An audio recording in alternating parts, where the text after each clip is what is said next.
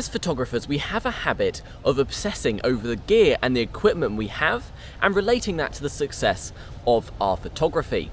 We like to look at the millimeters of our focal range. We like to look at the megapixels of the camera. But in reality, how much of that actually matters? Today I have with me the Sigma 150 to 600 mm lens paired with the Canon 7D Mark II. It's here on my gimbal and I'm going to be using this setup today to talk about super-telephoto lenses. I'm going to be using this one out in the field while vlogging.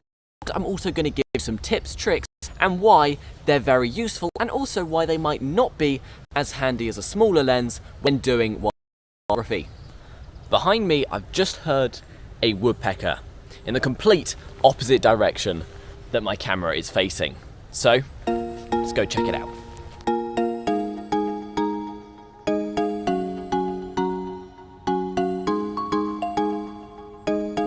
I can hear it. It's up in one of these trees behind me. The issue is, as spring's come on and the leaves have started sprouting, it's increasingly hard to actually see what's going on up there. Sun's come out though. Look at that behind me. I wasn't expecting any sun. Now we've had sun for the last week. It's been a gloriously sunny week, but this morning was a bit overcast. That's a woodpecker call. It sounds like he's right on top of me. Oh my gosh. I wish I could show you guys. Is that him? That might be it. There he is. Okay. I'm on him. And although we lost the woodpecker, a blue tit just came on the tree right in front of me and we got some pretty cool video. So here it is.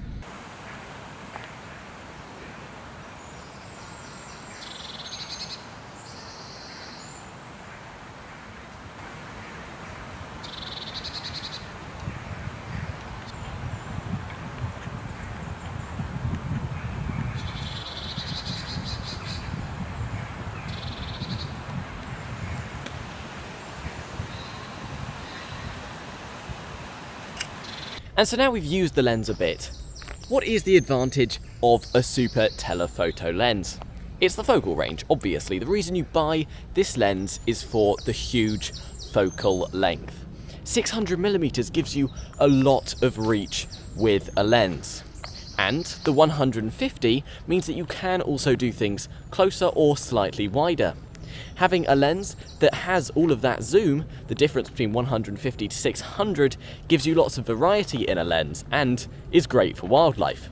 But what's the real advantage to that? One, you can fill the frame with things and you don't have to be so close. So I might see a bird on the other side of this woodland and be able to get a decent photo, be able to fill the frame relatively well because of the zoom, which I just wouldn't be able to do if I had a smaller focal length. And I hear you saying that's fantastic because everything I've said so far is positive, and I am now going to give you the flip side of the argument.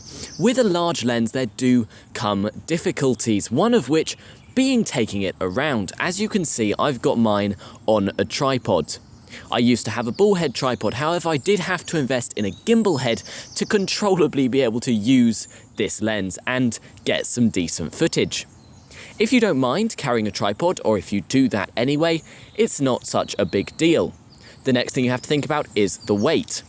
Now personally, I'm quite a minimalist. I like to come out with as little equipment as possible and still get good results. So I don't often take a tripod. However, on an overcast day like today, when you need that extra bit of stability, it was important. So you just need to be prepared to have a bigger backpack for the huge size, stronger muscles for the weight, and a bit of tolerance for a tripod.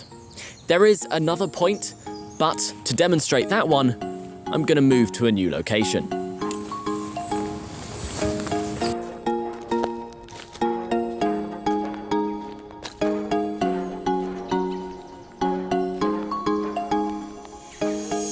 And the reason I moved was because of lighting. You see, when you're using a super telephoto lens, you have to be particularly aware of the lighting of the subject that you're shooting. The Sigma 150 to 600 mm has a minimum aperture of 5 to 6.3. That means when you're at 150 mm, the aperture's minimum is 5, and when you're at 600 the minimum is 6.3, which is quite high. And the reason it's quite high is because we have a long lens which isn't letting much light in. The amount of light that gets through that end all the way back to the camera's body is less. Now, you can combat this by buying a £12,000 lens, but I personally would prefer a car. So, using a lens like this, you just have to think about the lighting. I now have the lighting behind me, which means I might not be as well lit in this clip. However, because the lighting's behind me, it's all lighting up the subject in front of me. That means I'm making the most of the sun, which is just peeking through the trees. And this is very important. Now, I've got my tripod, meaning I don't have to have as much light. I can use a slightly lower shutter speed and the quality will still be good. But if you're shooting it in a bad condition, you're going to have to up your shutter speed or up your ISO when you don't have as much light. This is going to risk your photos being noisy or not sharp. So just always make sure to think about the lighting if you've got a SUPER-Telephoto lens. Now, sometimes we forget to embody all of these tricks into our photography, and it can leave us with photos that are slightly too bright or too dark, that are overexposed, or there's not enough contrast, or there's too much contrast. There are so many things that can go wrong with images, and sometimes it can be a bit disheartening thinking, well, that's it, that image is a bit bad. And sometimes you think, well, some people would just be able to mend this in editing.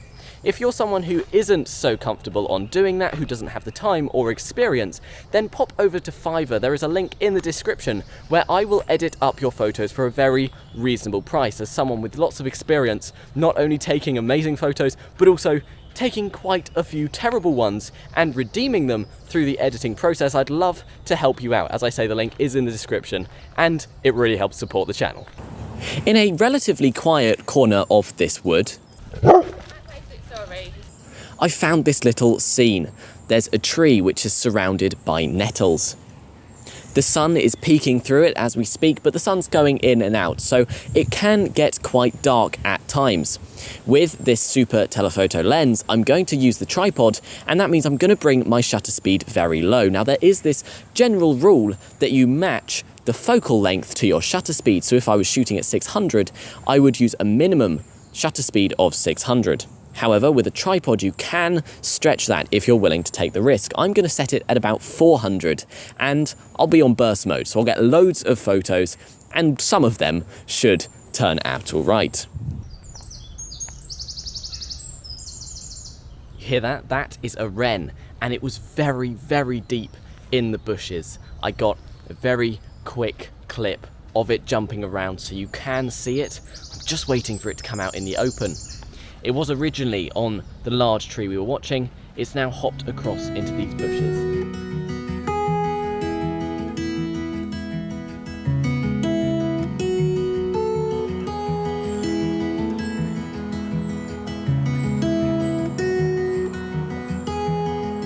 So do you feel like you understand everything there is to know about SUPER-Telephoto lenses? I hope you've enjoyed the tips and tricks that I've shared with you, and if you have any questions, pop them in the comments down below.